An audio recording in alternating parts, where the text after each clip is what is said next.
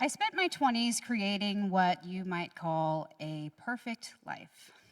I set goals for myself that would result in a reality I knew I could be proud of if I did everything just right.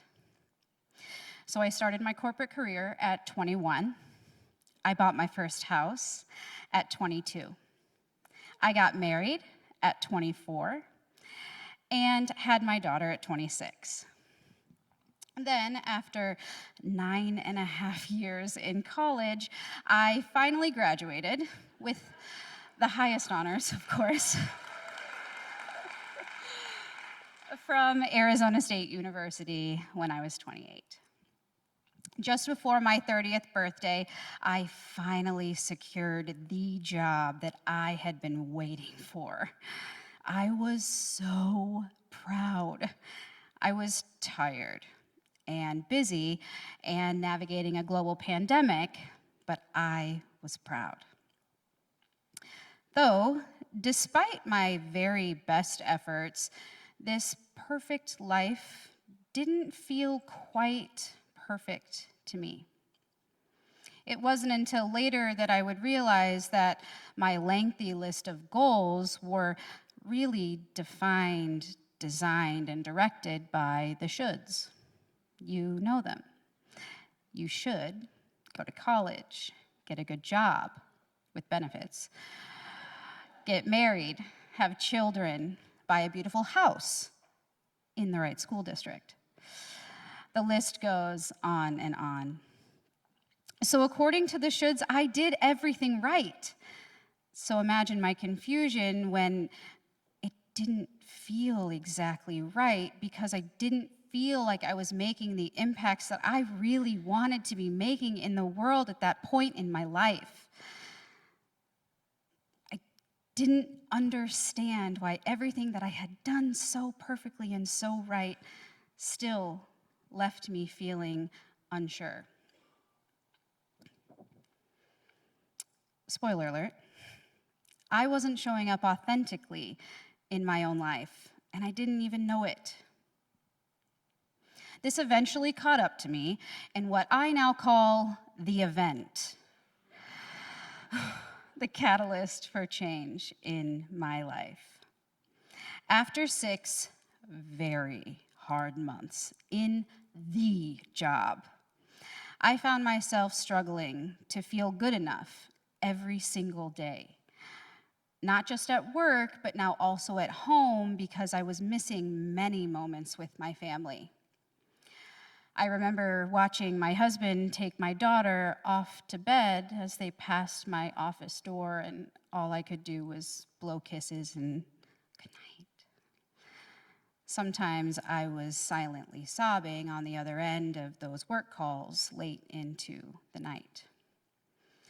That was until one fateful December Monday morning, I logged into work, checked my calendar, and immediately was paralyzed with fear and anxiety, and I could not move on. I could not continue anymore. In that moment, my brain decided for us, me and my brain, that we were done here. It was time for me to take an involuntary step back from everything that I had just worked so hard for. I was sure my career was over because I was in burnout, rock bottom of burnout. I spent the next 3 months on short-term disability in full-time burnout recovery and self-discovery as I was committed to finding my authenticity. You see, until that point, I thought I was showing up authentically with my ever-evolving funky style and my color-changing hair. I know you've seen the tattoos and piercings at this point in a corporate setting.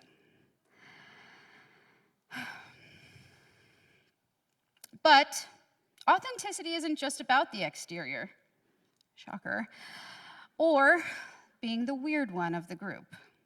my personal favorite, the black sheep of the family. There are a few key resources that helped me find my way during that time. The first, a book called You Are a Badass by Jen Sincero. Now, I'm not an avid reader, but I could not put that book down. It's as if it were written for me in that exact moment in my life. It was perfect for what I needed in that moment. That book now sits on a shelf, warped from my tears and dog-eared as I pulled out quotes here and there to save as affirmations that I repeated to myself daily until I believed them.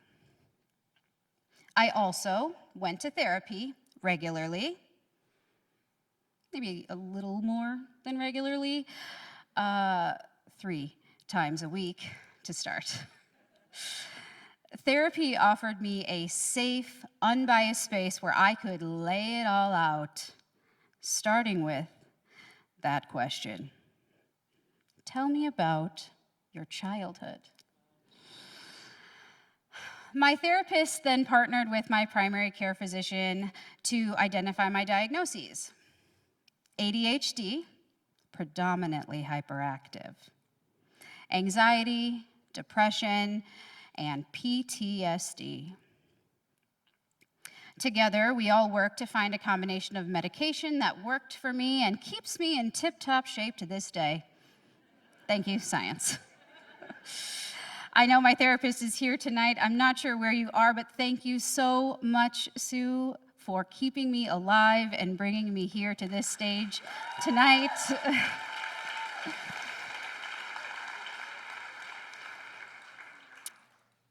I'll see you on Monday. After those 3 months, I finally built the courage to leave my safe, secure, and salaried position and start doing what I love, helping people every day. But this story isn't actually about my venture into entrepreneurship. Join me as we take a sharp left turn. Something very unexpected came out of all of those hours of self-reflection and identifying my true authenticity and who I was in the world. But despite all the work that I had done to feel comfortable in my own skin after the event, this piece still felt too big, too scary, too much. I knew that if I decided to admit this truth to myself and to others, that I would hurt people that I loved and that loved me. I was terrified of disappointing them.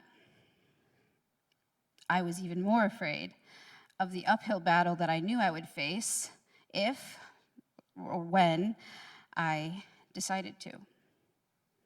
So I thought, nah, I'm fine. This is fine. Everything's going to be fine. We'll just keep going. And it was fine until it wasn't. After years of discussions about our needs and wants in our marriage and doing our very best to make it work, one night before bed, my husband turns to me and says, "Hey, do you think maybe you're actually gay?" Now, he knew that I identified as bisexual since before we even started dating and was always very supportive of that part of me and even encouraged me to come out publicly back in 2020. Thanks, T. So I turned to him and I said, "What? No, not me, never. Never crossed my mind, not once. Let's go to bed." The very next evening, though, after sitting with that question and my answer for 24 hours, I told him that evening before bed, "I think so, but I don't know, and I desperately have to figure it out." We talked and cried that evening and ultimately decided to pursue an amicable divorce. I knew that I needed to set him free in this process, as I didn't expect him to wait for me while I figured it out. I didn't expect him to put his life on hold in any way either. As children of divorce ourselves, it was important to us that we move through our individual lives with mutual respect and kindness in order to provide our daughter a life without parents that hate each other, without ever feeling the guilt of being the reason that we had to be in the same room together for games or graduations or maybe someday her wedding. Friendship after divorce is possible if you choose to see each other as human beings who simply did not remain eternally compatible for whatever reason.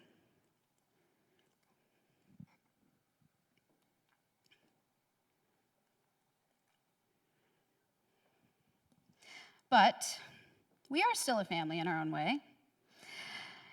We still celebrate holidays together. We go to our daughter's games and events together. And he still joins my family's bi-weekly dinner. And now brings his girlfriend too. As for me, after the separation, I moved into an apartment by myself for the very first time and quickly learned how hard it is to be a newly self-employed, newly single mom, navigating the complexity of my sexuality all at the same time. So I did the natural thing. I downloaded Tinder. I got a cat. I started wearing flat-billed hats, backwards, obviously, and holding girls' hands in public. And that felt right. But let's scoot back a little bit. I discovered my very confusing attraction to other girls when I was just 8 years old in Catholic school. This made PE locker rooms pretty uncomfortable for my school years, but only recently have I learned that not all other girls thought that the locker room was uncomfortable, and not all other girls had the same interest in boobs.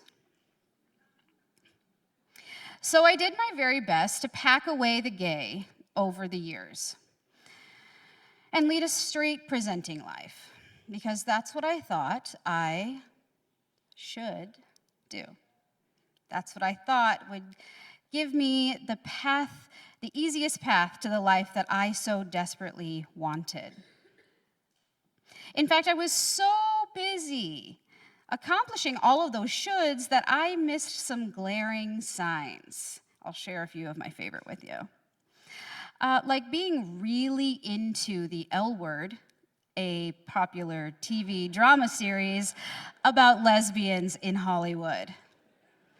Otherwise pointing out and always rooting for the queer characters in any story on TV or film. Or dreaming of driving a Subaru, which I did for a few years. Yeah, Mom.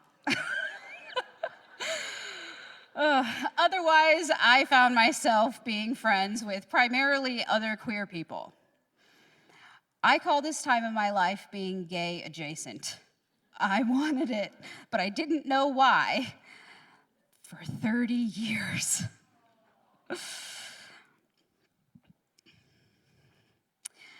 It has been a wild ride to get here, but I could not be more proud to stand here in front of all of you tonight and say that I am, in fact, very gay.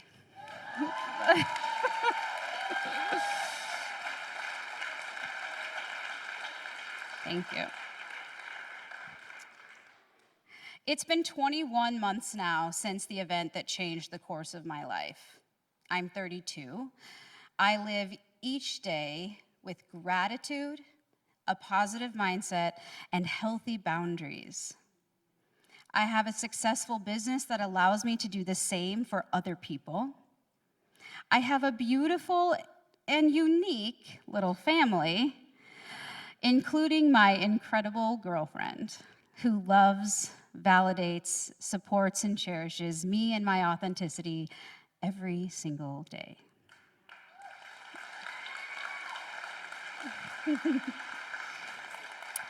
I love you, and I am so proud of you, Sydney. Plus, to top it all off, she is really, really hot. I mean, she can deadlift 370 pounds hot.